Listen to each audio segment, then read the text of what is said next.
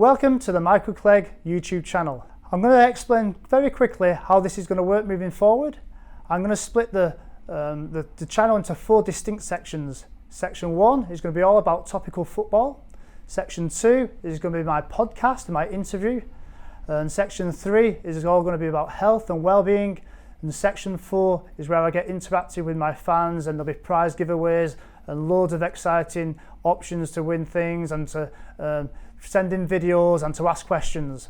But unfortunately today we're going to start on a somber note, as we're going to start with the tragic news that Emiliano Sala has now been confirmed dead, as his body has been found this morning in the plane which got wrecked off the English Channel.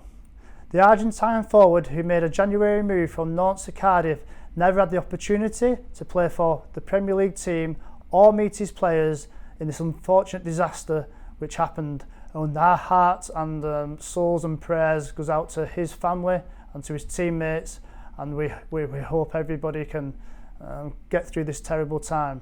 Which also leads into what happened this week also, which was the 61st anniversary of the Munich air disaster, which was commemorated by the current manager Ole Gunnar Solskjaer, Michael Carrick and Brian Robson. You can see him here laying down a wreath.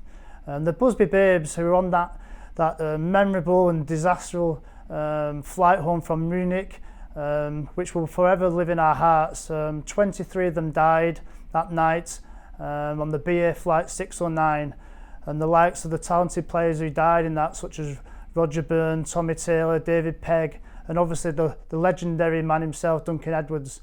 He was only 21 years old, and the reputation he had was second to none. His size, his power, his technical ability, and we all know that he probably would have gone on to be one of the best football players England had ever seen.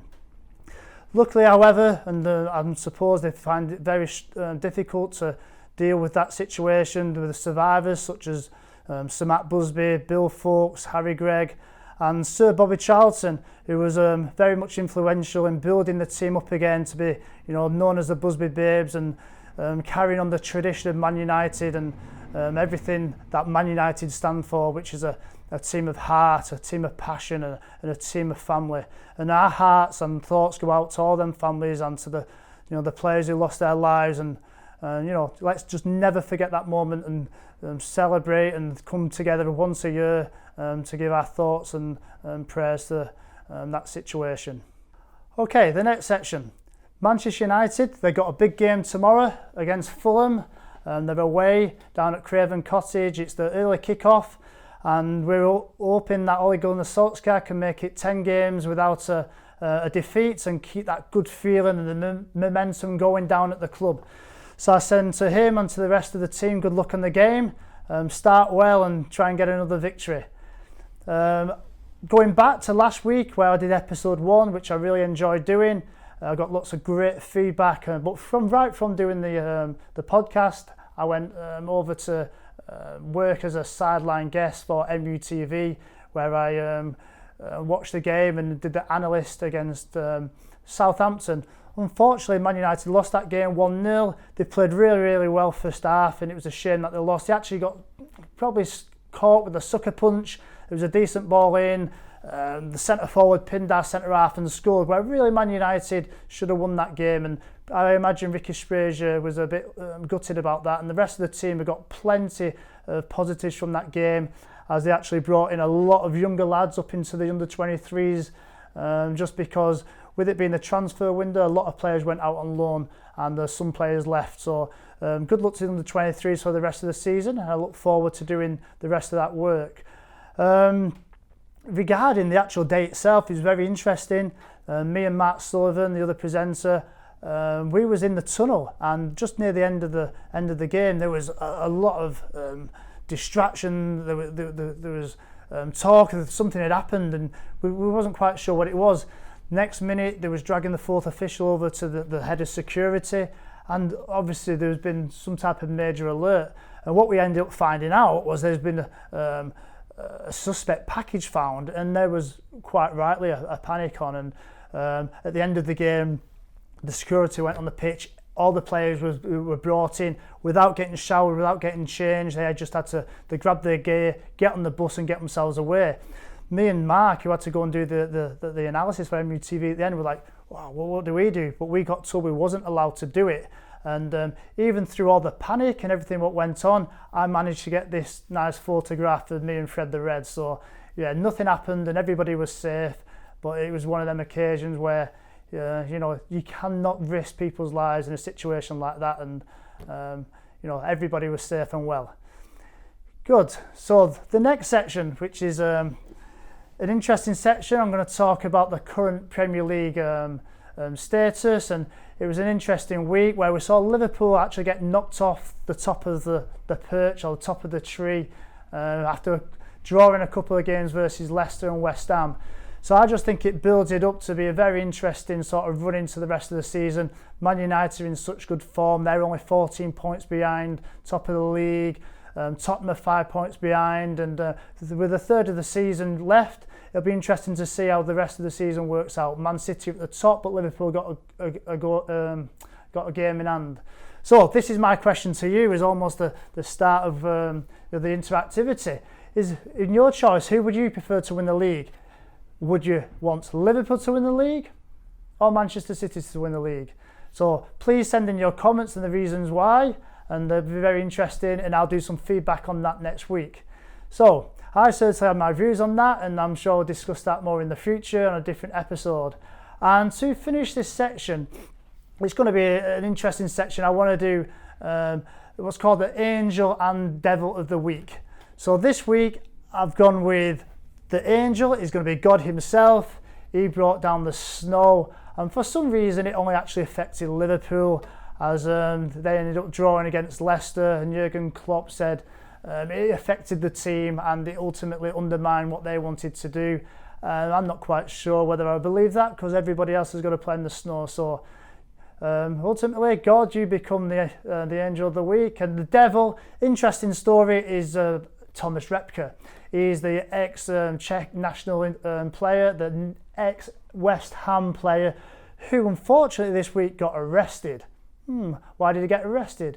Well, for whatever particular reason this is, I don't know whether he's not got much money now or he's got himself in an issue, but he actually hired a Mercedes car and he decided to sell it to a lady. She therefore gave Thomas the money, and it got reported to the police, and Thomas has now got to serve 15 months in prison. So all you football players out there and people in the general public, please don't hire cars and sell them, otherwise you go into prison.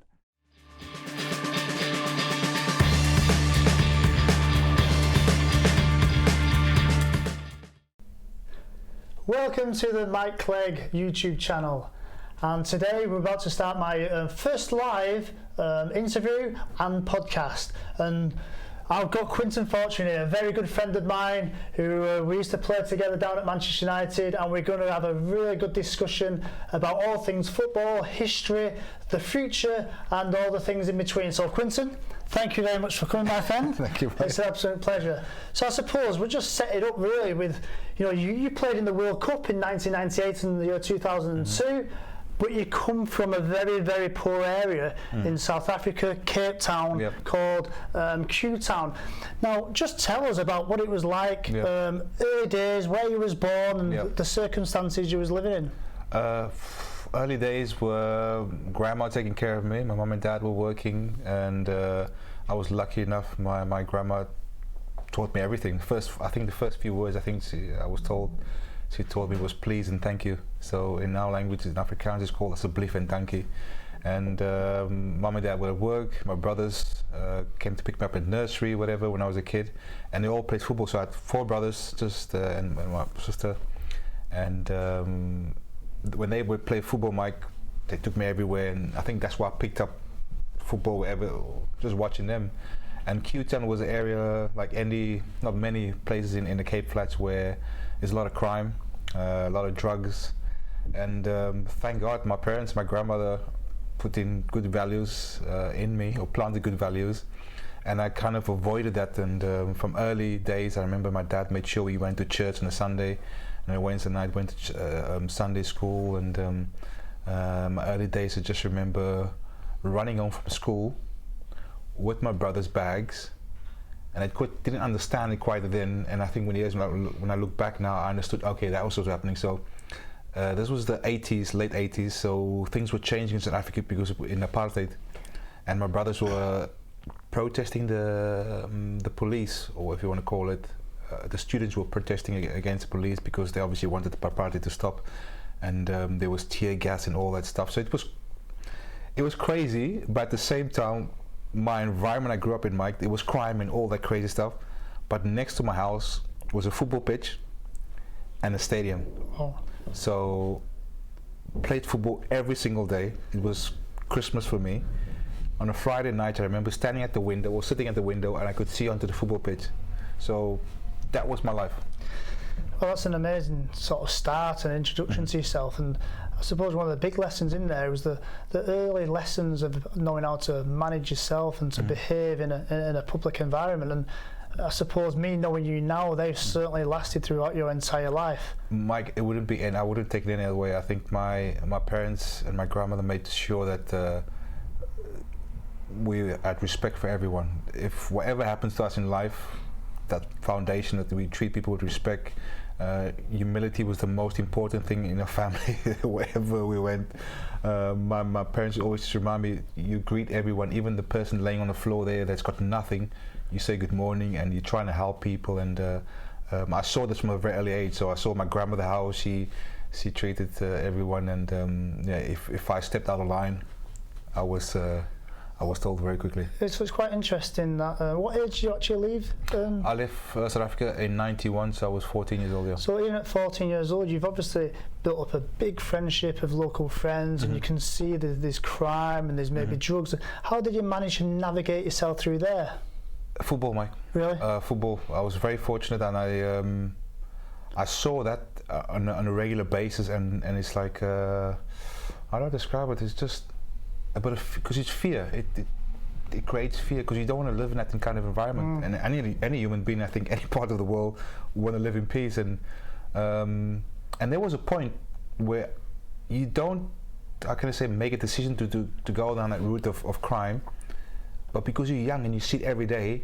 Because we had a group of friends and we used to at times have fights when you're a kid with the other groups of kids from another area. And I remember, I don't know if this was a point in my life, and bless my sister, there was one moment we're gonna have a fight with all our groups of friends and from our area, kids from another area, and we met on the corner there, and we're just about to fight, and who was the one who could fight? And me.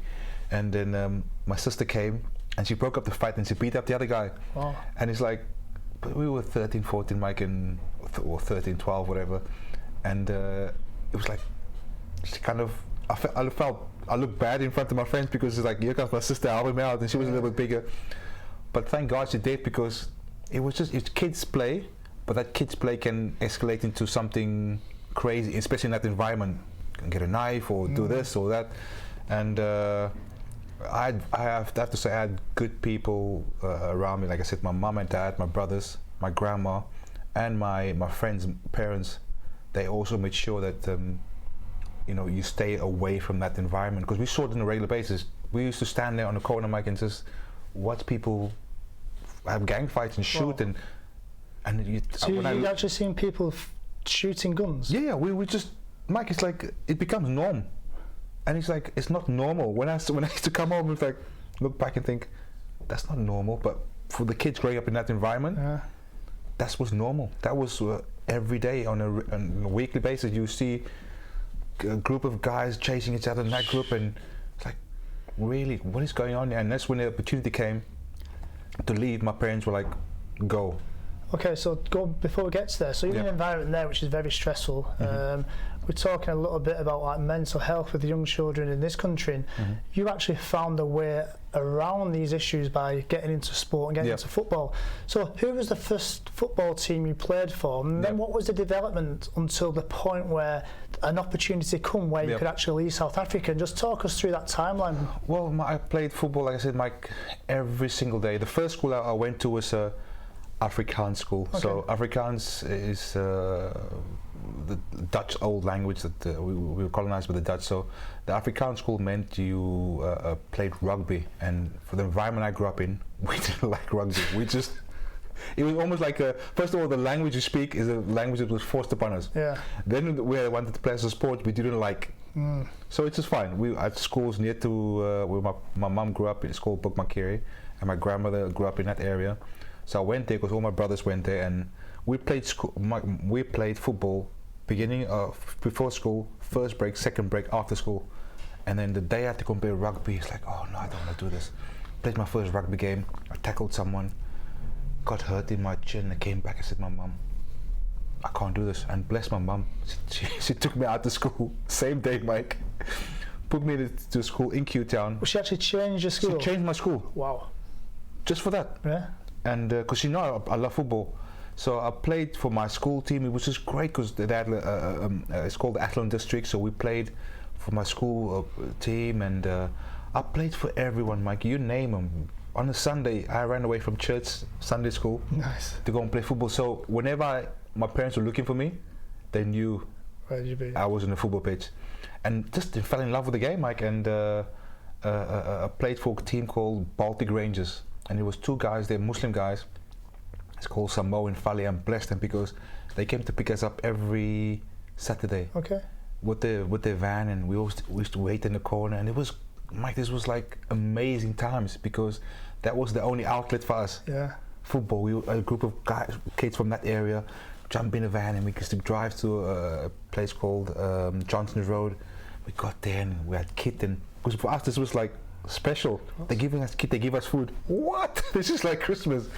And we just played, and we had a girl in our team. She's probably our number 10, Aisha. Right. And that was every Saturday, and sometimes Saturday when they couldn't come and get us, we used to walk as a group about 3 miles, 3-4 miles together. And then the first, sorry, forgive me, the first club I played for was in Athens, and that was probably about 7 miles away. So we always do. All of us, a group, used to walk together up the road, and it was a main road, so it was safe. And went to Baltic Rangers, and then all this happened there, Mike. It was brilliant because, like I said, we were together as a group of friends, and we played for the same team. So Quinton, you're playing there with your friends, you're playing with the girl up front, and it's all very much fun. It's getting you out and doing things, really just taking you away from being in the trouble spots. But talk us now about how you progressed to such a point where you know you leave South Africa. Well, I was very fortunate, Mike, because I played everywhere, and it came to a point where I played so much football that I would sit on the football pitch in the evenings and watch the older guys, my brothers play, and I was the kid who would go and get the ball, and eventually they just said, join in. So I think that's where I developed whatever skill or ability I had, and I think it was, I was 9 years old where you get selected for the provincial team for the best players in that area. And Western Province, and that's when I first started traveling. So I traveled at the age of 10. We traveled to Johannesburg and Durban, these places, and that was exciting. It was like, oh my goodness, this is happening. And then from there, it just kept going, and I just kept making progress, and until we got selected for the Western Province team again under 14s. And this was a strange one, Mike, because they call it the first multiracial team. Oh, okay. Because in South Africa at that time, we didn't play against white players and never had a white coach, or you never encountered with white people, which is very confusing looking back now, but that was the country we lived in. So the guy who was our manager was named Colin Gee. He was the first white person I think I ever had contact with at 13, and then we mix black, white, Indian, you name a Muslim, everyone, just amazing team they selected, and that was the first Western Province multiracial team, we were told. And it was great because as kids we were like got on so well, Mike, and for some reason we didn't say why didn't we do this a long time before, but because we didn't know about it. We knew what was going on, but we just so focused. You live in your area, you live your life, you got food on the table, and that was life. But when they put us together, it was absolutely brilliant. It's like, why have they kept us away from each other? And that happened. We went to play the national tournament, so that's all the best provincials in South Africa, and we were lucky enough to win the tournament. Wow. After the tournament, a gentleman named Colin Gee was our manager. He said to me, would I like to go to England? I was like, oh, yeah, let's go. I'm ready to go. But so how did that feel then? So the feeling of maybe leaving home? Yeah. Was it the feeling like I've got a chance of becoming a professional player, or was it I'll just go for an adventure? That's a good question. Never thought about becoming a professional football player, Mike. Just wanted to play football. And when Colin said, you know, would you like to go to England? I'm like, yeah, because we got the few images I think we had a TV by then, of English football, and my friends at school used to speak about Manchester United, and I didn't take much note of it because I just want to play football. But the crazy thing is when Colin asked me that question, Mike, I used to sit on they've taken a football pitch away now, next to our flats where I grew up, and I used to sit there on the pitch and wonder, or look up in the sky, I swear to God, this is honest truth, and look up in the sky to the clouds and go, and in my mind I used to think, what was life like in the UK? Don't know where it came from, don't know how I had this imagination, and I always used to sit there and think, like, what was life like, and it's just strange as a kid, just sit there on my own and imagine, wow, what life would like be. A few months later, I'm playing this tournament, Colin asked me, let's go to the UK. I'm like, okay, whatever happened there just happened. And obviously I had to come and see my parents, so he came to see my mum and dad, because he needs permission from my parents. I'm a minor, so my parents said yeah. And I think my parents were just happy that one of us can, as an opportunity, Mike, at the same time as one of us are out of that environment. And my mum and dad were happy because they know I love football. It was ridiculous, Mike. In the mornings I wake up, I used to leave so early, I used to steal my brother's boots, so they would go absolutely mental. Like, come home 7 o'clock in the evening. So they know I was crazy for football, and when my parents said yes, I moved. It took me out of school, and I stayed with Colin for 6 months. Okay. So for that 6 months he trained me. So this is still in South Africa? This is still in South Africa before I came to the UK. Yeah. So for 6 months I trained 3 or 4 months. I trained three times a day, Mike. So this is like a personal training camp? This is a personal, him just training me, and I mean, I have a lot of thanks to give to him, because he prepared me probably for the rest of my life. 6 o'clock in the morning, 12 or 1 o'clock in the afternoon, and 5 in the evening, and it was running, it was gym, it was football, and you name it, because it was probably the hardest training I've ever done in my life to prepare me for whatever was to come. So you've put the preparation in. You're obviously a skillful player in an environment which is quite high level. Colin's obviously seen real talent, and now he's putting this training plan. Now you're about to go to England. So just tell us, imagine being on that plane, and it's such a long journey, and you turn up. Where do you even arrive? And what was your promise, or what was you expecting, and what was it like? Mike, I didn't know what to expect. The first time I've never been in a plane, first of all. I was trying to open the windows, and I was doing all sorts in the plane, and just had no understanding what I was getting into. I just remember arriving in London at Heathrow Airport, the first accent, the London accent, that I heard, the Cockney accent, the driver, just like wow. And I remember the first area we stayed in was called Belsize Park. Okay. And Colin and his wife Glenda, they came over with me and took me to the old Tottenham training ground, Mill Hill training ground. Yeah. And it's just a lot, Mike, because you see Terry Venables, you see Gaza, you see Gary Lineker. It's like, so right away then you're in the environment, in the actual training ground, the first team players are knocking around, and the manager, and you're there, and it's just like a big shock. It hits you every, like boom, boom, boom. And it just, there's no preparation for it. It just, I think for me, I look back at it now, it's like an adventure as a kid. Yeah. I wasn't ready for any of that. So it's like the greatest adventure in the world, isn't it? Yeah. And normally kids might go onto the pleasure beach, or they might go to the zoo. You're going to England playing football with the greats. It's madness, Mike, and like I said, there's no preparation for it, because I was just excited. I was like, okay, I'm getting on a plane. That was first excitement. I'm going to another country, which I always had in my mind. I imagined what it would be like. Then I'm going to Tottenham. Here's Terry Venables. And then this Gaza. Like, what? Gaza's driving around every morning at the training ground, cutting his kid up, driving around in the milk buggy, whatever you call it. Yeah. And just making jokes every day and taking the piss out of people. So when you was there then, what was the actual? Was you on trial? Was you on? Yeah, I was on trial. Yeah. So they put me into the youth team, and I trained with the youth team for 2 or 3 weeks, and so now, as I said to you, Mike, I was probably ahead of my age group because I've done just ridiculous training. I ran up mountains, I ran up, you name them, I've picked the whole gym up. So I was ripped as a 14-year-old kid. They were looking at me like, nah, people, this is the first thing they thought, you're not 14. You're like, check the passport. Check the passport. So I had all that stuff about, come on, really tell us the truth. And I'm like, no, I'm 14, and because I was the same size.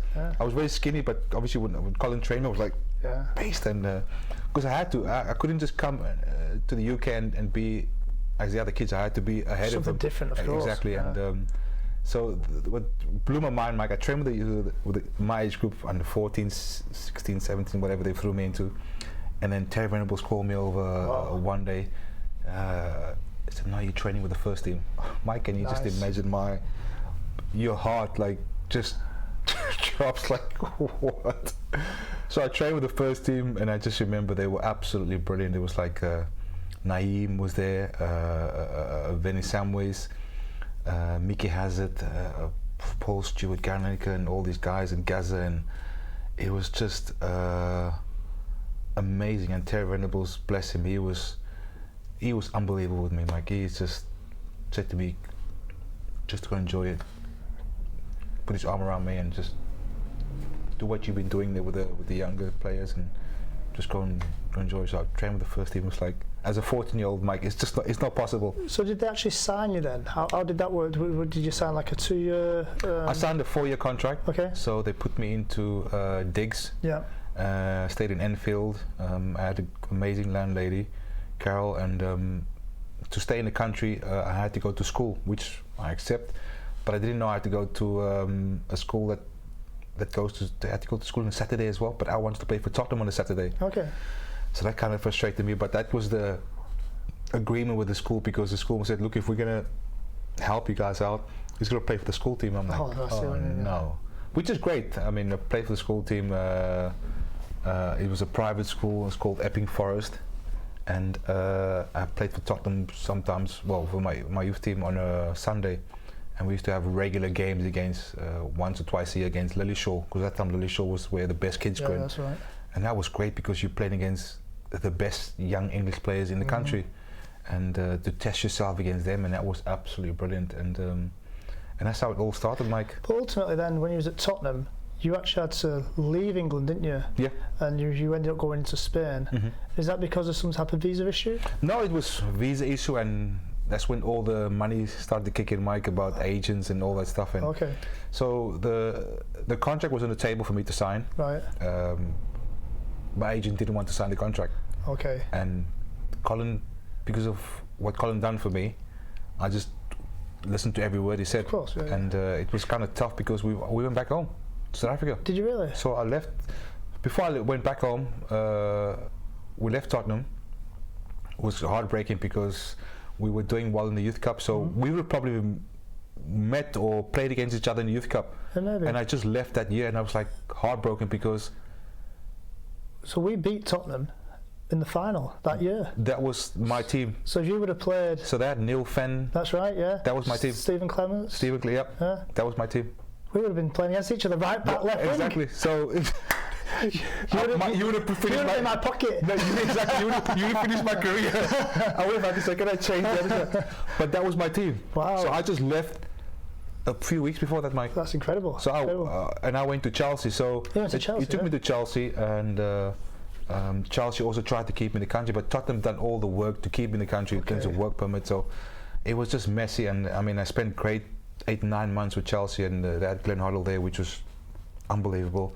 Amazing coach and manager as well, and they had the youth team or the reserve under 21s, Graham Ricks, and he was unbelievable, brilliant. And I wanted to stay at Chelsea, but I couldn't stay in the country, so we went home. So I'm thinking, it's over. Well, of course you're going to think that. I'm thinking, all that work, and I didn't know what to do, I didn't know what to think. And so what did Colin say though? And how long did you end up being in South Africa for? For a year, doing nothing. For a year? Not playing for anyone. Wow. Just training. I didn't know that. Just training, Mike, with Colin, and I didn't know where my life was going. So I'm back to where I didn't want to be. I obviously stayed with Colin in his house, in a nice area, but Okay. I still went back to Q-Town, and that was kind of an interesting period in my life as well, because you go back there and people look at you a little bit different. Obviously, I look at Q-Town now, and from living over here and how small the place look and people's mentality, and you just don't know, Mike. People might look at you different, thinking, this guy thinks he's... Yeah, of course. So I was lucky to survive that year, and somehow Colin organized a trial at Atletico Madrid, and off we went to Spain. So next minute on the flight again to Spain. On a flight again to Spain. With not much football practice really, but you got a lot of general conditioning, but no games. No games, just training with, Colin was the manager of a team called Hellenic, and they had probably at that time the best group of young players in the country. Okay. They won everything. So I was training with that. Training is good, you know, Mike, but you need to play games. Of course. And I just kept training and kept fit. And so you get over to Atletico then? Atletico Madrid, so... Did you speak Spanish? No, nothing Spanish. Nice. So into the deep end, Mike, they put me into an apartment, because now I'm 17, 18 years old, and I'm just staying with Spanish players and a few other foreign lads, and it's just Spanish. TV's in Spanish, the lads don't speak English, and it's just, boom, day one. Fortune. This and boom, boom, boom, buenos dias, learning. It's like, what? But of course, the language you all spoke was football, and that was the best, Mike. And I think in Spain, you develop, because everything is about football. So the first thing they did was having a box. I'm like, oh, this is Christmas.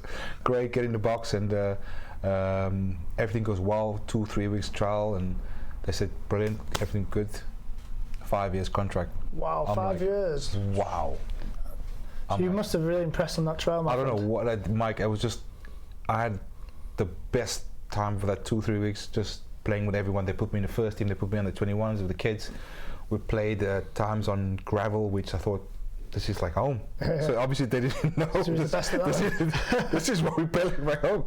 This is like Wembley for me, and it was just great, because they want to play football, Mike. Everything is to do with the ball. And did you end up getting in the first team there? Yep. So for that, signed for Atletico Madrid. I made my debut. It was against, of all the teams, Barcelona. Wow. So you're making your first team debut. First team debut. Thanks, coach. So Barcelona at this time. Average team. Yeah, that Pep was playing. He was okay, but they had another average player called Ronaldo from Brazil, and he was okay. Nice. He was okay. He wasn't. I don't think he's done any. He needed to do some leg weights, Mike. Yeah. He wasn't bad back then, by the way. He was an absolute. I say to people now, Mike, I love Messi, and I think Cristiano Ronaldo is absolute beast. Neymar, Ronaldinho, but this guy was all those players put together, because he had everything, Mike. Without doubt, Ronaldo is up there as the best player in the world ever. The power in the legs was just, it was ridiculous, because you Mike, you know yourself, you get players over the years that are quick, but they don't have the intelligence of when to run. He had the intelligence. Then he could slow down if he wanted to beat you. So the coach calls me, and my debut, second half, game starting the second half, he scored a hat-trick already the first half. And I'm just about to go on, and the coach goes, Fortune, yeah, coach, I want you to mark Ronaldo. Oh, all the best. Okay. Yeah, thanks, coach. Yeah, of all the players you could have picked, you picked Ronaldo. But it was great for me, because I got to kind of see where your level was. My level, and he was just. I remember trying to tackle him in the game and got nowhere near him, and I remember just getting up, and I don't know if there's clips of it, and I'm clapping, I'm like, no, he can't clap you in the game. But it was amazing, Mike, and that was my first taste of my professional debut, because I didn't make my professional debut at Tottenham. So I suppose that is like a real baptism of fire. You're in the cauldron there. You're seeing at a very high level. You're seeing where potentially, how good footballers can be. So within that environment at Atletico, how long did you stay within the first team squad? Did you score many goals? Did you really feel like you made an impact? No, because I made my debut, and then boom, straight off they sent me on loan to a place club called Mallorca. Okay. So they were in the Segunda A, in the second championship, or you want to call it over here, which was a little shock for me, because Mallorca is a beautiful place, Mike. So I'm staying in a place called Paseo Marítimo. Outside my apartment is a massive boats. I'm thinking, whoa, what is this? Probably the lowest point in my whole football career at Mallorca. Really? The manager there, because obviously my Spanish wasn't that good, so the manager didn't speak to me. Okay. And then it got to a point where he just told me to go and sit on the sideline, and I'm like, what am I doing? Like, what's going on here? And it's the first time in my life I experienced racial abuse from one of my teammates. Wow. And it's a senior player, so I'm like, what, your own teammate? my own teammate, and this was a senior player, so I was like already down that I'm not playing and no explanation, and then I get this from a senior player, and I was like, and I remember just going back to my apartment. I was crying. I was like praying, like how am I getting, what's going on in my life? How did I get to this point? So you got a down moment here, Yeah. but I suppose maybe dealing with this and the rest of the story, you probably created a certain amount of resilience. I don't know what I created, past Mike. Yeah. From South Africa, the training camps with Colin, the disappointment maybe from Tottenham, and suddenly you're playing first team football, you're excited, you go on loan, but now you're getting racial abuse, you can't speak the language, you're in a difficult position, but something there has got to give you some grit. So I think it was more of not wanting to go back home, Mike. And I didn't never. That's kind of a thing in the back of my head, and fear of going back to that environment, and that kind of kept me going, because all I kept saying to myself, no, because I had nightmares about gang fights and shooting and stabbing and all this drug stuff, and I think that kept me, like, that fear kept me. No, you don't want to go back. You don't want to go back. So get through this. Trying to avoid that negativity as much as possible. After 6 months, I went back to Atletico Madrid, played in the B team for a few seasons, made a few first team appearances, because our manager from the B team became the first team manager. okay. And he took all of us, and we had a good group of players. We ended up, I think, winning our league the last year before we all left, and I started making a few first team appearances. It was great, because I'm thinking, okay, this is the next level, and that's where I wanted to be. And after that, we by this time, after a few years, I could speak Spanish, and I picked up the language, and it was great. But Atletico Madrid was unstable at that time, because they were just changing managers after manager every year. So one manager will come in who like you, next manager comes in doesn't like you. So I think we all were at the point where we just wanted to leave. Okay, so through this sort of sketchy time and uncertain time, how do you therefore get from not really being a really settled first team Atletico player to suddenly get into Man United? I can only think that's down to Colin. Okay. Colin must have known someone at United, and he organised for me to come on the trial at United. So what was that like when you had that opportunity? It's crazy, mate, because I'm sitting in Madrid, 99. I'm watching United on TV again, playing against Bayern Munich, and I'm watching there with Colin. We're like, this is unbelievable. Last 2 minutes and it's going on. We're celebrating for no reason. We don't even know why we're celebrating, but it was brilliant. And then you get on trial. And then I'm going to the cliff. Next moment I'm at the cliff. And who was the first person you saw when you arrived there? Was you welcomed in by, the Alex Ferguson? What is the chief scout? Was the old chief scout? Mick Brown? Mick Brown, yeah. He came to pick me up at the airport. Did he really? And Mick was brilliant. Yeah. Absolutely amazing. Oh my goodness, Mick made you feel like so calm, and because I'm sitting in the car, and Mick is speaking, and I'm like, all sorts of going through my mind, driving on the way to the cliff, and I'm just watching these guys on TV. I'm Beckham and Skinny and Giggsy, and I'm like, what is going on? So I arrive at the cliff, and I'm like, is this the training ground? Is this Manchester United training ground? I probably expected some unbelievable, but it was absolutely brilliant. The pitch was amazing. The changes were very small, and it's like, wow. Yeah, because obviously at the cliff, which is in Salford in Broughton, as I'm sure many of the viewers know and the watchers, it's a small little pitch. We had a Wembley section. We had the pitch down below with an old-fashioned stand there. Ultimately, the actual changing rooms and where the manager's office and the canteen overlooked the actual pitch, and then there was an inside section. But it certainly wasn't anything like what Carrington is now, which is like a mega complex with all the. But I'm so happy, Mike. I got to experience that. Yeah.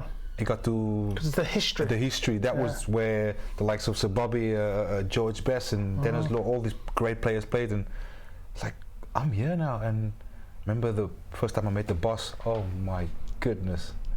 It was just try your best to understand what he was trying to say, because he's obviously strong Scottish accent. Yeah. And all I just remember saying yes. Yes, boss. Just agree, don't say anything. So how long was you there on trial then? 2 weeks. 2 weeks. And then what did they say then? The boss came to me saying, like, you know, well done, and don't give you much, just well done, and we'll assign you. Very good. And then and obviously that's probably when we first met. And it was just brilliant, because I trained obviously with the first team and trained with the reserve team at that time, and I think Mick was our manager, or I think Chucky came afterwards, but Mick was our Mick Phelan, yeah. And there was like Jono and Willow and all these guys, and it was brilliant. And I just remember Steve McLaren was there, and Jim Ryan, and it was absolutely brilliant, because you see all these players that I had on my wall as a kid when I was at Tottenham. So we used to clean the changing rooms at Tottenham after a game. And I remember one season when United came and Cantona was still playing, and we cleaned the change room, and I always walk around with a tennis ball, and we used to play football and tennis in the change room. And it's probably the most amazing experience I've had in my life, Mike. We were playing, and Cantona was the only player stopped and had a kick about with us in the change room. Did you really? Yeah. Absolutely, like we were like, this is the best moment. We all know Eric is the king, and I speak a lot about Eric and how he actually changed the mindset down at Man United with the extra training he did after training. You know, it used to be a case of the lads used to train, and once it was finished, they just go in and get changed. But when Eric turned up, he did this extra bit of training, skill training. I remember him just pinging the balls into the bag. You know, he used to do these keep-ups. Everybody was like, oh my God, who is this guy? And I think that's set on the next sort of round of being professional. And I remember Gaz Neville and Phil Neville clipping balls to each other, Beckham taking his free kicks. We used to stay out doing passing. Eric Cantona has a lot to, you know, the real good things at Man United. No, he was amazing. So talk to us about your debut at Man United. I can't remember it myself, but I'm sure it's a massive moment for you. Well, Mike, the boss threw me in. He was against Newcastle. I came on last few minutes. It was just like, but I don't think I was physically ready for. From Atletico Madrid, you know, the Spanish football, very slow, tranquilo, and never hardly did any weights in Spain. It was all football. And I remember coming on Newcastle, it was like speed and intensity, and it was great, because obviously the football part is great, but I think the physical side I need to get better. And I think I played 15 minutes near the end, but then the boss still trained with the first team, but I played more of reserve team games, kind of to get me ready. And I flew my parents over in December, because just the first time, because my parents had never been out of South Africa or Cape Town, and I just wanted to be first Christmas I think my parents would spend with me in Europe, or since I left South Africa in '91, and Mum and Dad was over, and I don't know if the boss knew that, but I just knew I wanted to be with my parents. And I came over, and it was against Bradford. It was a cold December, Mike, and the pitch. You know what the pitch was like then. Honestly, the lads now, they're unbelievable. Any weather, the pitch is the Bowling Green, unbelievable. And I remember the pitch was muddy, and Mike, I didn't expect to make my debut. The boss just said, "You're playing." Two feelings, Mike: excitement and oh my goodness, no preparation for it. Just the hour before the game, you're playing. Because I've been going in every game, sitting there and wishing that, you know, for that moment to happen. But when the boss says to you that you're playing, all sorts, your stomach drops, your heart. And the realisation, same with me, it's like the most fear you can imagine, but also intense, like, excitement. And it's almost like your heart just goes boom, boom, boom, and then you just got to deal with the situation. How did the game go? Mike, it was a well, it's not the best of games, because we tried to play as much as good football on that pitch. But I have to give Jaap and the lads a thanks for the way they made me feel part of the team. And you can imagine, Mike, there was a muddy, and you're just trying to do as best you can. I'm running, and this is my moment, Mike. I've been imagining this moment for so long, and I'm in it now, and Keeney's over there, and Teddy's up front, and Ole, and I don't know if Teddy was playing that game, but it was just Jaap at the back. It was like so many things going through your mind. I'm trying my best to beat my man and do everything right. And Jaap, bless him, we got a free kick the first half on the edge of the box, and Jaap runs over. Quinny, you taking it? Nice. Mike is like, really, Jaap, of all the players on the pitch, you put the ball down. hit the free kick over the wall, hit the crossbar. The crowd are going, oof. And that kind of lifts you because first of all, Jaap says to you, Quinny, you're taking it. I'm thinking, really, Jaap? You could have asked Keane or anyone, but no, you're taking it. Get the free kick over the wall, lifts you. The crowd is like, wow, okay. And then the second half starts. I think it was 0-0. First half it was tight because the pitch wasn't in the best condition. I don't know if it was the first goal. I think it was the first goal. Ole crossed it. Ole crossed it? Yeah, Ole crossed it. And Coley, I don't know how I made this run, Mike. I ran in front of Coley. Yeah. Slid, got it, and touched it in. And it looked, people thought Coley scored, but I remember I touched the ball and I ran that way. Coley ran that way. And I remember just so much excitement because it's like... And it was your goal? It was my goal. Get in there. It's like, come on, this is the best moment ever. My mum and dad is here. Wow.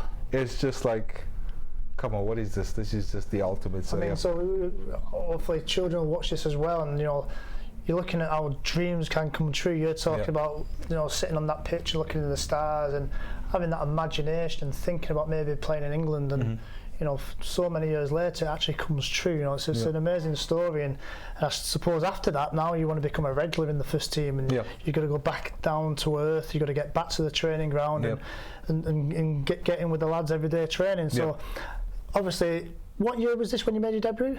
This was 2000, 99, 2000, yeah. So, spanning that either side then through your United career, you obviously, I don't know if you can see it behind Eddie, but you obviously went to the World Cup. Yeah. So how was that as an experience? World Cup was, Mike, United was out of this world experience, and because the World Cup I played when I was still at Atletico Madrid, 98. So the World Cup is a strange one, Mike, because my first World Cup I understood or first of all watched was 1990 in Italy, and I remember watching the opening game against Cameroon and Argentina, and sitting there and watching like, wow, Cameroon. I think they won the first game, opening game against Argentina. I headed from a play called Makanaki, and we were all celebrating. It was like, it's an African team, like, wow, this is possible. 8 years later, I'm in the World Cup, Mike. Incredible. It's like, come on, like, and I just remember standing in the tunnel, looking over Zidane. Who did you play? Opening game was against France.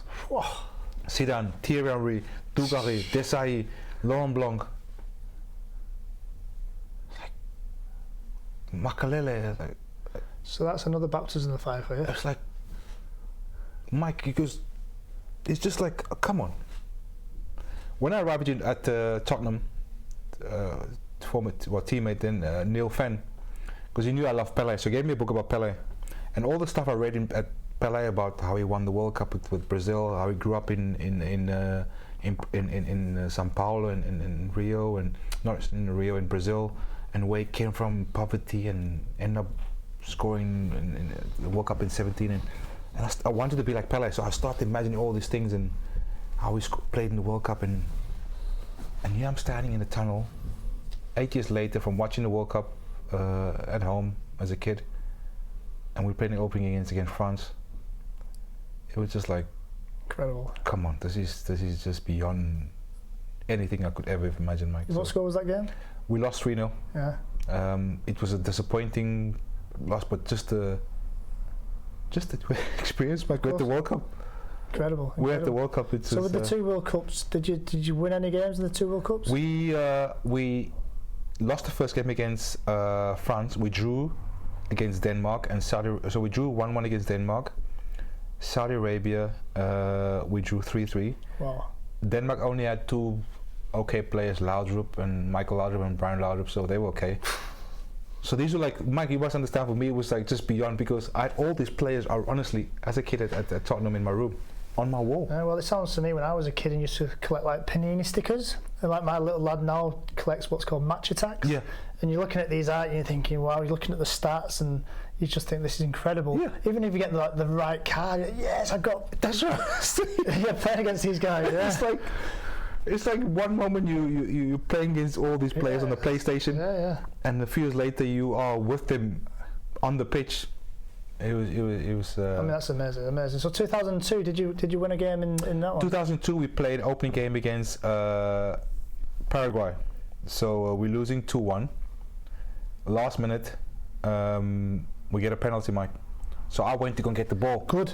Not thinking I'm going to take it. I'm looking. So, no, honest, just like I'm turning around. What to give There's no one. else? There's no one. So the lads are obviously going, "Oh, well done, Quinny, brave."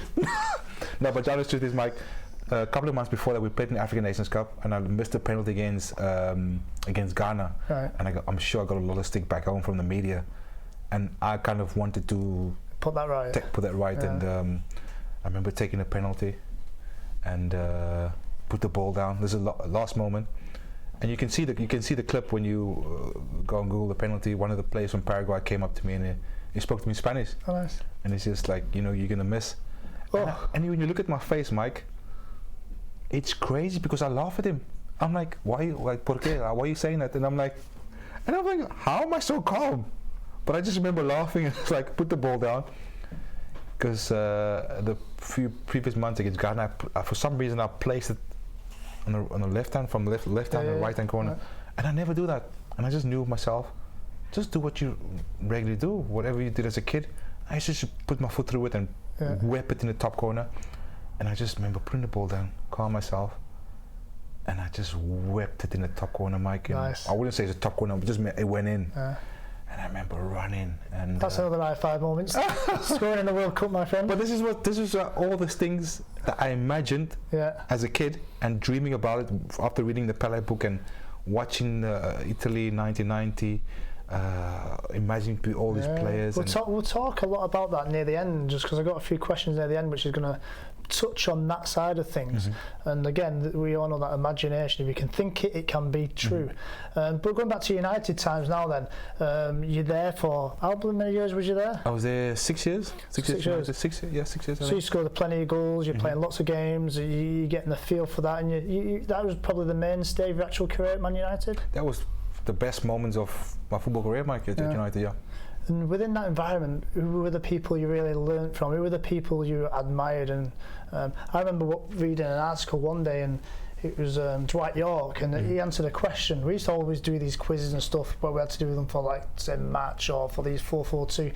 But Dwight York, who's an incredibly skillful player, said that the question was, who was the most skillful player you ever trained with, played with? And he put Quinton Fortune. Well, I must give York his money back then. Oh my goodness. Now, Yorkie was, like I said, Yorkie's probably one of those players I admired because he was just so unbelievable calm. I remember the difference between him and Keane, and walking in the change room and how Keane was, and obviously Keane the first couple of years, it took me a while to get to understand Keane's nature, but later on he was absolutely brilliant. But Yorkie was so calm and relaxed, and the difference between him and watching Keane and Yorkie's like, I need to pick up a little bit from everyone. Yeah, the quotes as well. And the way the likes of Gaz, Nev and Phil train, and Giggsy was so amazing, and the Scholesy and the work body and the work ethic, that what blew me away, Mike. How everyone worked. You got the best so-called players in the Premier League, and probably in Europe, but they worked the hardest, which was like, what is going on here? And that inspired me because I wanted to be like Keane, I wanted to be like Yorkie, the way Ole was after training, practicing free kick, not free kicks, finishing, the way the Gaz Nev behave and feel professional, on time, always doing the right things. And so you had all these examples around you, like with Scholesy. Scholesy would be amazing in games, in training, and just go home quietly. Yeah, there's a real good mixture of different personalities, wasn't there? And I think that's what makes a brilliant team. I was lucky not play as many games as you, but I was certainly around it for them times, and nobody was the same as somebody else. And I think that sort of mixture of different variety created something which was so special, and ultimately led by the boss, Alex Ferguson, who obviously, I always remember, this is funny, but they used to always say to Quinton, we'll just be in the boxes and say, if Quinton give it away, they'll say, Costa. And I was thinking, what, were you having a coffee? What? He cost a fortune. I know. I always wanted to say something back to the boss, something funny or get him back. Never thought about it. Just took it and go, okay, boss, you're the boss. So if he always used to get me with that, and I thought, I need to find some word to say, get him back, but no, never. But that was a great environment in there, and ultimately, within that period of time, I know you got asked to do lots of things for charity, and UNICEF, and all these type of things which you've carried on until now. But we'll talk a bit more about that in a minute. But leaving Man United. Yeah, the worst moment. Yeah. Never want to leave. I think the injuries I had, and that didn't help. But look, Mike, it's just, first of all, I think I picked up injuries because of some of the tackles I went in, and I think, look back now, I was like, that was not me. But I just remember, it was Sunderland away in some cup game, and I remember there was a 50-50, and I didn't go in, I jumped. And it's like, I didn't think of anything because I came from Spain, it's like, this is just normal in Spain. I remember the boss had a quiet word to me, or whatever they call the hairdryer treatment, and he told me basically, look, if you ever want to play for this club again, you don't jump out the 50-50 tackles. I was like, okay, I want to play for this club. So whatever 50-50 came after that, Mike, I went in. And some I should have not probably gone into. And so what was your main injuries? What did you pick up over the years? Just knee injuries, and some I could have probably avoided. There was 50-50s where I thought, I'm never going to get it, but I can't pull out here, so I have to go for it. And I know myself, look, it's not me, and I just wanted to kind of show my braveness, whatever you want to call it. And if that's going to help me get into the team, I'll do it. If I have to play left back, I don't care. Midfield, I don't care. I just want to play, Mike, because you know what it's like to play for United. It's the best moment. And we know them injuries are debilitating. You can be out for 6-9 months. And Roy Keane had his injuries. Ben Foley back in the day, yourself, and myself moving from my playing careers into being a strength and conditioning coach. You know how hard it is for the lads who do get injured for a long time. It's a nightmare, because you're in the gym day in, day out, day in, day out. You're not playing football. You're not a part of the actual changing room spirit, and you go and play in the games and getting that real good feedback. And it must have been tough times for you. That was low times, Mike, because first of all, it's hard enough trying to get into the team when you're fit. Now you're not even. You have to watch from the gym, and it's a nightmare because you can see the lads go out and training, and that's all we wanted to do. We just wanted to play football and just have a touch and just run around the simple things. And I don't care what anyone says. There's no money in the world that gives you the feeling of playing for Manchester United, of training with the lads, going out there at Old Trafford, and there's nothing that feeling is the best. And that's all I wanted, just go and play football. And you sit in the gym and you just putting your head down and work and trying to remain positive. And I think I started reading books, and I think my faith by going to church, that kept me going, and that fear of I can't stop, I have to keep going, I don't want to go back, and that kind of pushed me, kept me going. And I did everything I could, train hard, because I always knew that's what I did at the beginning at 14. To get to where I want to be, back with the first team again, I have to work hard, and I always had it in my mind. Hard work pays off. Yeah, and obviously that's good habits. That's good understanding from your upbringing and knowing what you had to do. And there's probably many players out there, and I've worked with many myself, who have gone through these injuries. But guys, just stick with it, train hard, have a positive thought moving forward. Work with your strength and conditioning coaches and sports scientists, like what I was and what my father does now. And there will be a reward at the end if you do it right. But if you're wasting your time, sometimes it can be very difficult to get back in that team. You can put on weight, you can lose the momentum in your own mind. So. But ultimately, you end up leaving United, so that was a sad day, as you said. Can you remember that? Can you remember speaking to the manager? And where did you go? I went to Bolton. I remember speaking to the manager and walking out this office thinking, it's like the end of your life, Mike. It's like when the boss is like, you're not going to be part of the team for next season. It's like, I knew I was out with a long injury because it was a knee injury that kept me out, because I remember picking up I had a screw in my knee. Right. And I probably never should remove that screw, because that's the knee injury I picked up against Liverpool, and the screw was kind of bothering me after a year. And I said to the boss, look, I need to remove the screw. And as soon as I removed that screw, I was supposed to play for South Africa in a World Cup qualification game against Ghana, and my knee wasn't right. So that was a bad moment, because it was fast to qualify for the World Cup and I couldn't play, and that wasn't a good moment. And from putting all the pressure on my right hand side, the other knee went. I'm like, you gotta be kidding me. But I got a call from Stuart Pearce. Okay. And he was at City at this time. So I'm thinking, obviously I'm honoured, Mike. any manager calls you that wants you, but it's at City. And I can't go from United to City. It's like, it's not even your imagination. You do not go from United to Manchester City. Well, I don't care what happens. Not many players have done it. Yeah. And you didn't want to do it? No chance. There is no way. And I was grateful to Stuart Pearce, and I didn't give him an answer, but I just like listened to him and okay, yeah, but my mind was like, no, you don't leave United and go to City, whatever happens. And Sam Allardyce sent a physio who's at City now, Carlo. Okay, yeah, I know Carlo. And I think that kind of made my decision, because they showed so much interest in me, Mike, and I'm, you find me in a state now, my head is like all over the show, and I'm just left United. What am I going to do now? And I've stuck with this knee injury. He sends Carlo to the house. Carlo comes and train me for 2 months. Wow. Treat me. My body fat was probably like 16 or whatever, 17. So you and enjoyed my head was just gone. I'm gone now. I'm like, I've left United.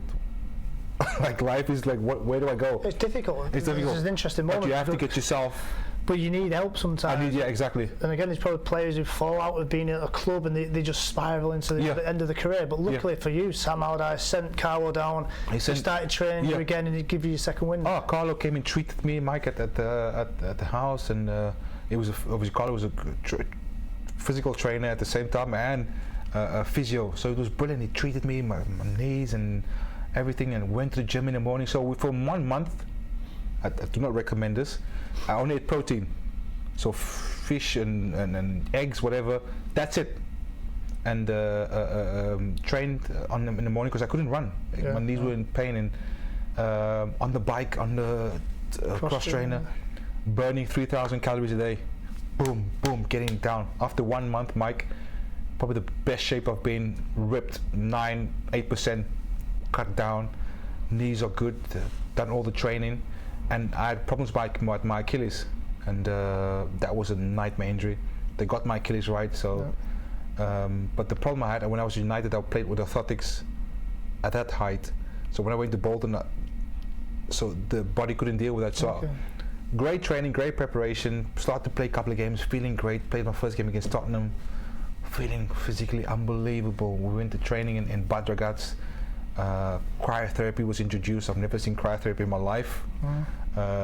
Training twice a day, nutrition, all that at Bolton, and that's. So as we know, and Sam Allardyce come to Sunderland when I was there, and he was an innovator. I think he tried to bring in the latest of sports science. He brought in the cryotherapy chambers. He was always thinking, what is the next point to help the player to be the best they can be. Sam Allardyce was, when I went that 6 months experience, it kind of made me understand why he was such a great manager, because he used whatever he had, the group of players, and he said, probably in his mind, or I'm thinking, he's saying, I'm going to get you the fittest that I'm going to get you, that I can get you by bringing the physios, the nutrition, the sports science, technology. Mike, I remember going to the change room, and there was about 4 or 5 TVs. So we had you could, if we wanted to tell you out of position, you tell, nah, boss, hold on, play quickly, and then it would show you from behind the pitch and that's why I probably had someone looking. So Quinny, halftime, just move to your right, and it was unbelievable. He was ahead, and obviously United, the bosses tells you, make sure you do your job. Yeah. So that was the difference at United. We were training every day at such a high level, and things were happening so quick. So when you come to a game on a Saturday, you didn't face the players you faced in training. We always used to say that, didn't we? It was training was harder than the match. The match day was actually easier. It was the enjoy part. Yeah. So at Bolton was the other way around. The other way around. It was like, yes, training was hard in terms of pre-season, but it was more the information that the Sam Allardyce gave you. You were fitter than most teams because that's made sure you were the fittest. Yeah. And as the style of football was, people would say whatever they want. The style of football was Kevin Davis. As quick as you can get the ball forward, second ball, cross, boom, goal. I remember my first training session at Bolton, I played left back and I passed the ball into the side of the pitch to Van Campo because he was on his own. Yeah. It's like, no, what are you doing? I was like, he's free? No, Kevin Davis. We had a Nelka, Ella Juf, and I'm like, okay, that's made my job easier. Of course. Kevin Davies, ping it to him. And sometimes having an identity of the team and you know what your job is makes it easier. Mike, it was simple. If you complicated it, it sounded like you wouldn't play. But he said you get the ball left back, Kevin Davies, second ball, fight for every ball, organize, and it was great. The first game I remember he said to us against Tottenham, so Tottenham had Robbie Keane, Berbatov, what's his name now, played for Burnley, quick winger, but they had all these good players. I think Defoe, I'm not sure if Defoe was there, he was at West Ham that time. And all he said to us, they're not as fit as you guys. That's all I'm thinking. Where's the tactics? They're not ready. All we did, Mike, ran. You just ran him into the ground. Ran him into the ground. Ball forward, overlaps, crosses, get close to your man. Basic. Won the game 2-0 or 3-0 or whatever. And we were like, okay. And he sets targets. He said the first 10 games I won, I don't know, 16 points. Which he does, yeah. Second 10 games, we were like, this is great. I think we both put Big Sam, and I'm sure he's out there ready for his next job, and we wish him all the luck with that. Oh, he was brilliant. But ultimately, you left Bolton after how long was you at Bolton for? I was 6 months. Unfortunately, I fell out with the physio there because of the same physio. Carlos. No. Carlo was brilliant. It was the head physio. Oh, okay. Let's not go into that. Well, we all have our ups and downs. Yeah, we have our moments. So it's fine. So from Bolton, then what happened after that? When did you retire? You ended up going a little bit. Yeah. You played a little bit in Belgium. You went to Italy, maybe. I was in Italy first. Nightmare experience. I was there for 6 months at a club called Brescia. Played one game, I think, and I fell out with the manager. I was just in a bad place in my life, Mike. Yeah. It's like a low point, and just lost. Because I think when I left United, it was just So I was found it confused. difficult after United. I was confused. I was like, which many players do.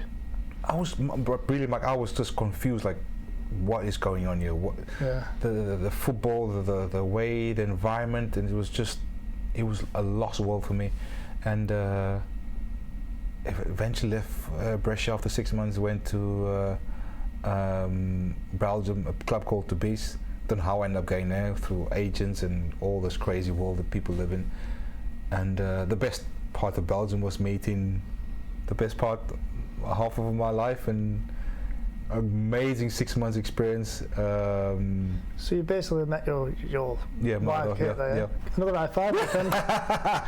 Congratulations. So then ultimately you end up retiring. Did you know the days? Sometimes you don't know when it's going to be your last game. Yeah. You sometimes see these occasions when people have a very bad last game. And you almost think, wow, it's such a shame, because if they would have gone out with all the, the plaudits and everybody waving the flags, it's almost like a transition to your next life. But you wish that you could have that moment when you see other players have that moment. You think, wow, that's amazing. And when I saw Pelé playing his last game in the Maracanã for Brazil, and people shouting "Fica," which means stay, and you imagine that moment, you think, wow, that would be great for all of us. But we don't have, other players have that moment. My last club I played for, Mike, was Doncaster. Doncaster Rovers, and I came here for in the championship for 6 months, and Sean O'Driscoll, a very good manager, liked to play football and suited me perfectly. And it's strange because when I was a kid in South Africa, I was the captain of my Western Province team. Yeah.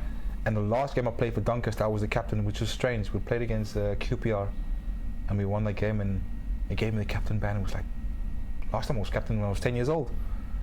But then didn't think that would be my last game, and they didn't renew my contract. And I was like, all the players, I think they wanted me to stay. Of course I wanted to play on, but it was a strange environment, because as soon as Doncaster at that time knew they are safe in the league, the players kind of like just said, which was like, I was confused, like, guys, there's still a season to go, we have a chance of going up the promotion.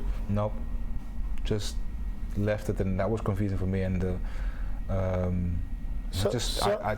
nothing happened after that in terms of other opportunities, offers. And so how did you find that transition then? So, because again, it's very difficult for certain people to transition out of being in an environment of sport, in that environment of in that sort of dressing room spark. And for myself, I could sort of feel that it was coming. I ended up obviously, moving into something I was already quite passionate about with strength and conditioning and studying there. So how did you transition now to where you are now? Or even now, you're probably still trying to learn what you want to be. Yep. This is quite a traumatic period. How long ago did you retire now? It was 33. So it was 9 years ago. Yep. So how have you sort of navigated that path from where you are to now? Mike, it was, I remember going back to my apartment at Doncaster and just sitting in my apartment. I remember the assistant coach Richie came to see me at the house, and he just like started to speak to me, and I just remember looking at him, listening to him, but I was thinking, what do I do now? Because since the age of 4, this is all I've been doing, waking up every morning and going to train and play football. And now it's like, what do I tell Katie? She's with me now, and she's came with me from Belgium. Do you got the responsibilities to I have look after? responsibility, like, and it was, again, Mike is like, the entire world implodes. Oh my goodness. So what did you do? We ended up going back to Belgium. Oh, you went to Belgium? We went to Belgium, we stayed there for a while, and I got the call from the club. I think I was speaking to Dennis. I got a call from the club to do some one of the brands. I think it was Aeon, and it was about to sign a deal, and they asked me to come and be there for the signing of, not the signing of the deal, like the first opening of it, the launch. Yeah. And there's a picture on my Instagram, and you see my dress code. Everyone's dressed tie. I can see by Mike, I turned up with a pair of trainers, jeans, some smart jacket, and you got Robbo, and you got David Gill and Sir Bobby all dressed up, and it's like, no, it's like those moments in life. What were you thinking? And the club, I have to say, the club has been beyond amazing. It's just like, so Man United now are helping you to the club's been amazing by getting him involved with doing the commercial work, and that I kind of MUTV and helping with my coaching badge, because I came back to Manchester and started training with Warren Joyce and helping out with under 21s, and that kind of saved me, Mike, in a way, because that's all I wanted. Wake up in the morning, get in the car and go and play football. But I missed out a bit. I was at Blackburn. I was at Sunderland. Blackburn. Well, we were at Sunderland. Yeah, we probably skipped little bits of trials and bits and pieces, because how long was you at Blackburn for? For a few months, and I was going to sign with the Blackburn, and Marcus ended up going to Man City. So that ended. You come up to Sunderland when I was there, when Roy was the manager. You stayed at my apartment for 3 or 4 months, and you went through that process, and you was in and out of injury again, weren't you? You couldn't quite get established. Roy was absolutely adamant of what he wanted to achieve, because we just got promoted to the Premier League. Then we was in again. We had Yorkie was there, and Andy Cole was there, yourself was coming. We had a good team, but ultimately, even Roy at that moment in time, what did he say to you? No, he said, they're not going to take me. You know, Keane is straight, and but I have to say, Keane is also, when I drove home that day, and he just sent me a message, thank you, and that's Keane. Yeah, that's what the side people don't know. I don't think he wants us to know. So we want people to know, but he's just absolutely brilliant. No, I think for Roy, and this is what I always say publicly, is with the people he trusts and the people he knows, he's an incredible guy. He's considerate, and he understands, but he expects the most from you. I worked with him for all them years, and he drove me to be the best I could be. And he's now going at Notts Forest, as we all know, with Martin O'Neill, and I work with Martin O'Neill as well, and we wish them all the very best there. And it'll be great to catch up one day, have a coffee, and maybe talk about. I mean, we was over in Ireland recently, weren't we? For Liam Miller's tribute game, and Roy's different gravy when you know him, and he's such a funny guy, and all these other sides, but he has got that blunt harshness about him, but that is him, that's his character. We was at the point where you train at Man United with Warren Joyce, you're getting that feeling that you want to be a part of football again, so you decide to take your coaching license. That was because that's the closest. I just wanted to be involved. I just want to be involved in football, Mike, and because when you leave, stop playing the game, that's all we knew. And I was trying to do other things. I do the media thing, MUTV, do La Liga, and all that is great. But I missed that every day. And I had an opportunity when Ole was the manager at Cardiff. He asked me to come and work with under 21s, and this is the first time I got into an environment where I'm actually coaching and young players, and you can see the progress. And it was hard to leave Cardiff because after 8-9 months, Ole moved on, and I stayed. This is quite obviously Ole Gunnar Solskjaer is the manager of Man United now, and he's doing an absolutely brilliant job.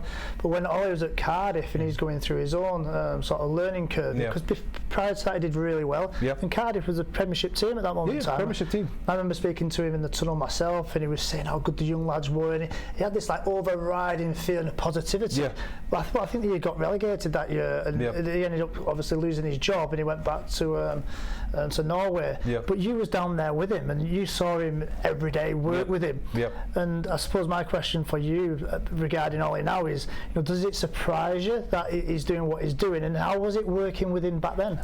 It was obviously I had Dempsey with him, so it was great because Ole, like I said, he was so positive and wanted to implement the experience he had in United. But at times the group of people or players you work with, if they don't have that same mentality, Mike, it's very hard.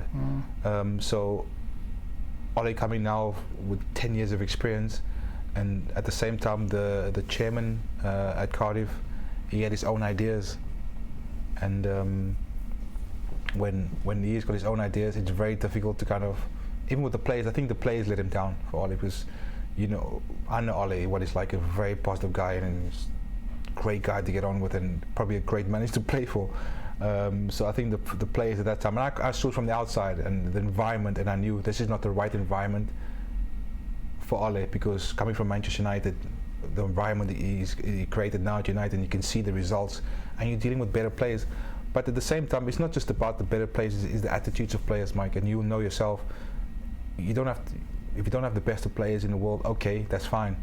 But the work ethic and the attitude and the mentality, if that's not right, you have no chance. And I didn't see that at the Cardiff at that time. Maybe a few had it, but the majority of the group was just were negative, and it was difficult for Ole. But we learned so much in that period while I was there, and it was hard for me because the group of players I spent with under 21s, you form a connection, and when you have to leave those players, it's hard because you're thinking, I'm leaving these kids in this environment. And that was tough for me. That was probably one of the most difficult moments as my early career as a coach, and that's why I wanted to continue, because I just feel like I enjoy the interaction, helping and interaction and seeing players improve, and that's what I love doing. So we ended up doing our B license together, and now you're going on to do your A license, and then now you're about to start your pro license very soon. So so once you get all your qualifications, Quinton, I'm sure you're ready to get back into the world of coaching. And who knows where that might take you. You could end up being a coach in all the different places. You've obviously had some type of interaction, whether it could be Italy, Spain, South Africa, but we wish you all the very best with that, and who knows where you might turn up. Is there anywhere where you would like to be, or is it a case of you just wait and see what comes along? Mike, I've always wanted to, not always wanted to, I loved the Italian football early 90s, and one of my teams I liked at that time was Milan, because I had the amazing Van Basten Gullit. So I would like to manage in Italy one day, Spain, and of course the Premier League. But I need to, obviously there's a lot of work to do. I need to become a good coach, a good manager. I need to be more assertive, because I'm sometimes probably too nice of a person. But that's my nature. But I love just helping players become better, and giving them all the information that I went through, all the experience I went through as a player, and just trying to give them that and help them become better people, get better players, and just trying to create a good environment. Like we had at United, it was a great environment, competitive, we're learning every day, and getting a group of players that depend on each other and forget about yourself as a player, and you're just focusing on helping the team. That's that's my goal as a manager one day to create that. Brilliant. And suppose if you do what you did with all the other things, just go into the garden, look into the stars, and imagine it happening. I'm sure that could be a possibility. Okay, well, Quinton, that's been absolutely brilliant. And we're going to finish off now with just 5 quick questions, just to finish it off in. It can be 1 sentence or 2, just to get your final thoughts. So the first one, very quickly, your best footballing moment. Wow, Mike, scoring in the World Cup for South Africa, making my debut for United and winning the Premier League. I didn't say 3, I said 1, but Sorry. there's 3 good ones. That's fine. Next question, what is your worst regret? Not in football, just in life in general. I'm not pre-prepared in for these, by the way. What's my worst regret is... no, I don't know. I need to think about that one, Mike. Worst regret. Almost like a sliding door moment, where you thought, I should have done that, but instead, maybe it might have been going to Manchester City with Stuart Pearce. I don't know. Yeah. No, that's not a regret. You don't go to City. Next one then. What would you tell your past self from where you are now? Great question. I think I thought about this. What would I that runs through my mind a lot, Mike, to not have any fear. And I had this information for years in my mind. I just needed to use it to not have any fear. Excellent. So what is your dream for the future? My dream for the future is to complete my coaching badges and become a manager. But my dream for the future, Denzel Washington said it best to become, he said he's in the service business, which means to help people. Excellent. And what is your advice to any young aspiring football player? So many, Mike. Just one major piece of advice. If one young player was here now and said, Quinton, I've got 10 seconds. Don't have any fear. Believe in yourself. Work hard.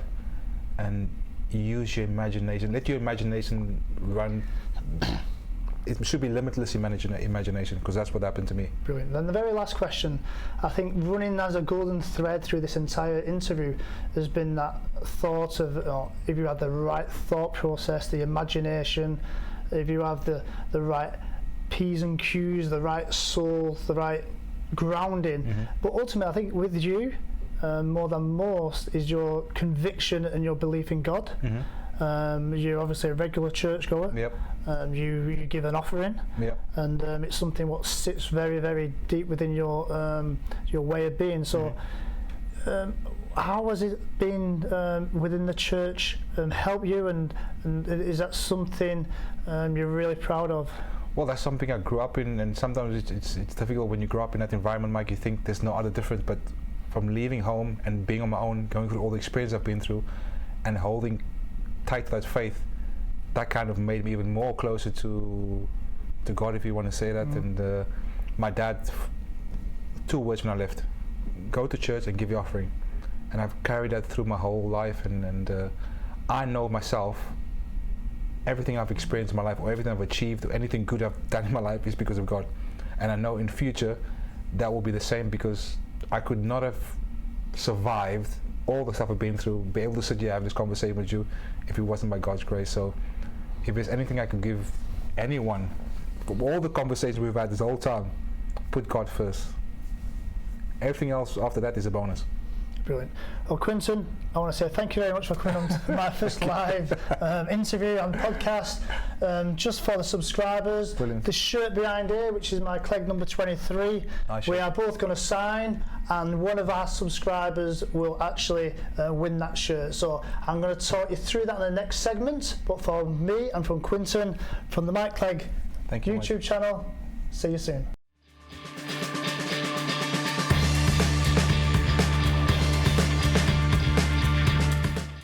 Welcome to the Michael Clegg YouTube channel.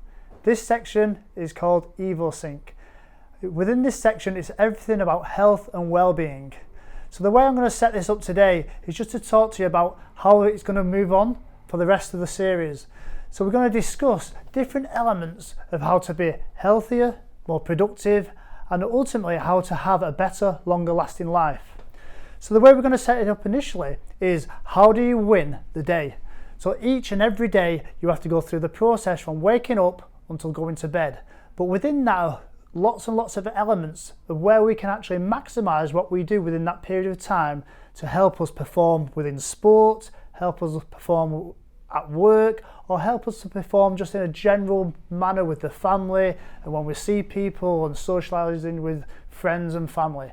So initially, one of the key areas which we'll be looking at is sleep. How important is sleep? Well, we know sleep is massive for repairing the brain, helping the brain to take in information, disseminating it through the system, so therefore you have the right rest. And there's 4 stages of sleep which we'll discuss in greater detail. So once you get good, adequate sleep, that can help to set you off for the rest of the day. Also, we know in a sporting content, sleep is so important as it helps the player to actually become as refreshed and as revitalized, so therefore the recovery process can be put in place earlier, so the training and the stimuli moving forward can be at a much higher level, so that the athlete or the player can have the adaptations which he needs to make himself a proficient athlete. So, but once you've actually woken up, and we'll talk about sleep hygiene, how to make sure it's totally dark, making sure you're not being affected by blue screens from computers, which has become a massive social issue now regarding how people are getting poor sleep, how using an iPad at night time, being on social media is actually affecting people's sleep pattern, but also their mental health. But moving on from that, then we're going to start looking at what are your habits and what are your procedures for the rest of the day. Simple things like, once you wake up, what do you initially do? One of the major things which I've seen after doing a lot of research in this area is when you first wake up is where you have this opportunity with the sleep you're in to really come up with creative ideas. And it's really important to start thinking about when you get these ideas, this light bulb moment, just jot these down, put them on a file, and ultimately you can start to log interesting and aspects of the day where these nice moments of time can come and you can write this down. So journaling becomes very important. And then obviously the general hygiene, making sure the children are brushing their teeth, making sure you're getting ready for the day. And that just sets you up knowing there is an opportunity to feel good about yourself. When I've done the research in this, looking at like what they do in the army, they always make their young recruits to tidy their beds, to iron their sheets. And the reason why they do that is you're actually doing a successful moment in time right at the start of the day. And when you release chemicals in the brain, which is for success, therefore it sets you on a good cycle. I always relate this back to the players when they first start playing a football match, whether as a player myself, going through these same issues when you're very nervous and you don't know how the game's going to be, or whether it's players when I was at Sunderland as their coach saying, do the first pass easy, get your confidence, and then you can go to the rest of the game knowing that you can actually express yourself to its fullest. So little wins like that in the morning, and then the next big one for me is making sure you get hydrated. Allow the system, which overnight becomes a little bit toxic, it becomes a little bit alkaline is what we want, but the system becomes very acidic. So drinking water, lemon water, we'll discuss that, and we'll even bring some recipes on how you can actually make your morning the winning start. And then the biggest thing is your nutrition, as in what is your breakfast. We want to stay away from very high GI spikes. We don't want this insulin rush within the body where, yeah, you feel fine for 15-20 minutes, but midway through the morning you're having these massive crashes, you're getting brain fog, and ultimately you're not being able to be as productive as you can be at work. And we'll go into detail about that.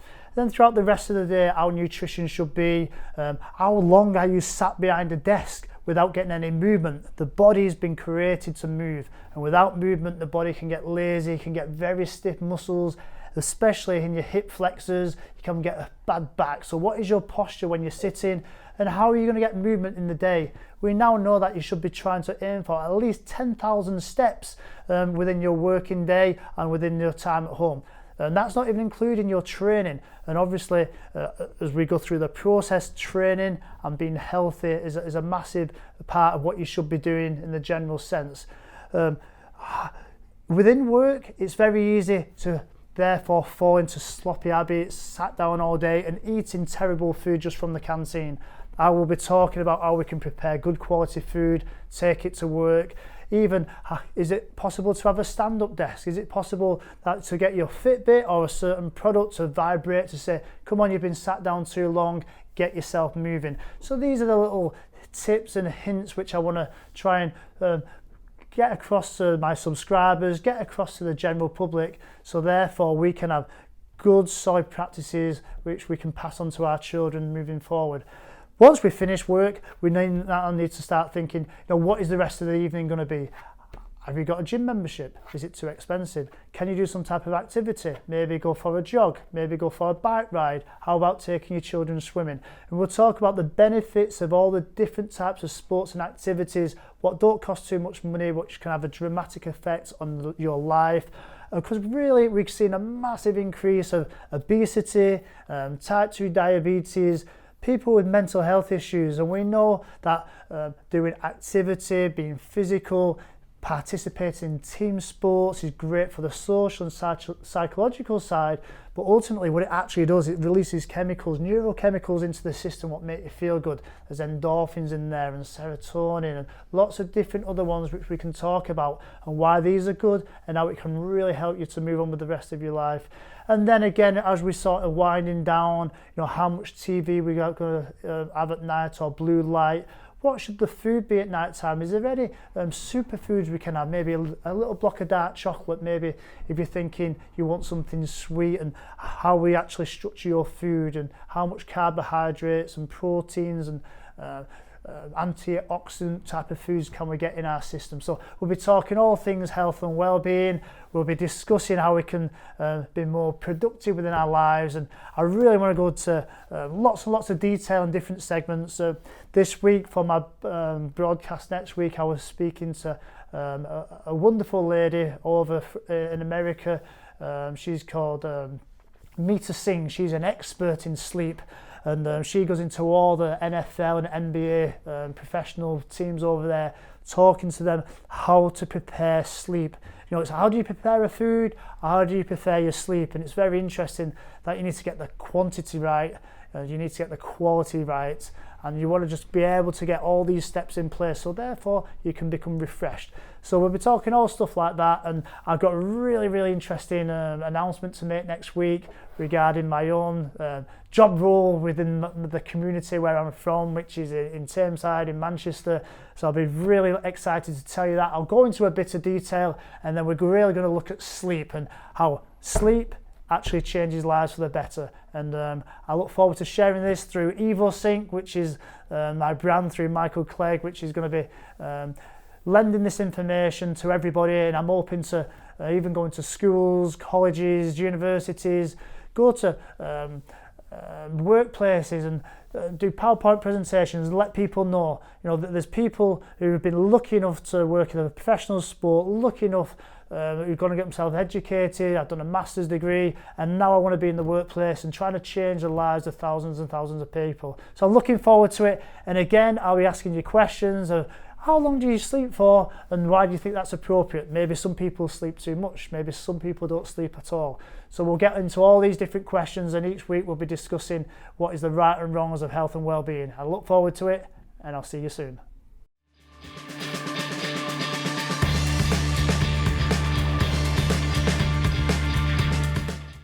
Welcome to the Mike Clegg YouTube channel. I just done my interview with Quinton, which was absolutely brilliant. And with this section, it's called Win the Moment. And the idea is each time I have a guest on, there's going to be some type of giveaway to my subscribers. Me and Quinton are going to sign my shirt, and the lucky subscriber will win it. So the way you're going to win it though is because I want to have interactivity with my subscribers and the people out there watching, is I want you to send in a funny video clip of you, or you and your son, or you and your daughter doing some type of sporting activity, and this is something what we're going to show next week on the show, and I'm going to get the rest of the subscribers to vote for the funniest one. So I'm expecting to see something funny. Don't cheat and go on the internet and rip something off and use somebody else's. Try and make it from yourself, make it fun, and we're just going to have a vote like we did when I said ask you who to vote for regarding my first guest. So send in your video clips, and one of you will be winning the Mike Clegg strip from 1999, and I look forward to giving that out, and me and Quinton are going to sign it. So Quinton, brilliant. Once again, thank you very much. Thank you. And I'll see you all next week, next Friday, for episode 3.